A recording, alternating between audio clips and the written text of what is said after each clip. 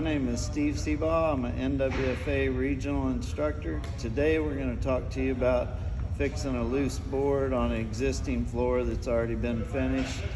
Typically a homeowner will find something a year or two later where boards pop loose, and we want to come back and fix it without doing anything else and messing up the finish. So what we've done, of course, anytime you're in an existing home working with the floor finish, you want to you definitely want to take care of the floor so the homeowner doesn't see chemicals on the finish that you've told them to, how to take care of so stressfully, telling them they need to have the felt glides on all the furniture. But we've got it taped off.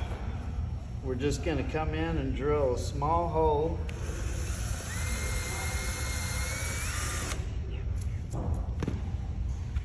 We have our two-part epoxy, which typically most of them are, you can get 1, 2, 3, 5 minute. This one I believe is a 5-minute epoxy. But having the mixing nozzles, it works best if you can inject it in and it's self-mixing on the way in. So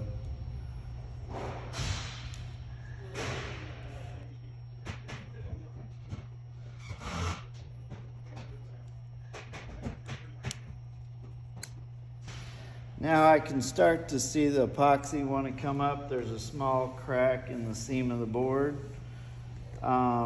This particular board was hollow underneath it, and the board beside it is still a little higher. This is a distressed floor, so that's not a huge deal. But if it were the opposite and this board were sticking up, we would obviously have about 5 minutes, set something heavy on it. A lot of people like being on their cell phones nowadays, so you could stand in place and play on your phone for 5 minutes. But it sets up pretty quickly, and I know it's full because it started coming back up the seam, the crack. But there's nothing on the top of the finish. If there was, I'd take my mineral spirits rag, get it cleaned up immediately. But now, after 5 minutes, should be good to go.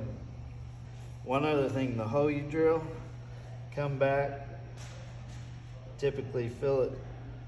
Toothpicks work well, little slivers of wood, whatever you want. We'll cut that off with our knife or chisel. Careful not to damage anywhere but just the little sliver you're putting in. And we'll take our touch-up pen, color it, wipe it off quickly. Now it's blended in well.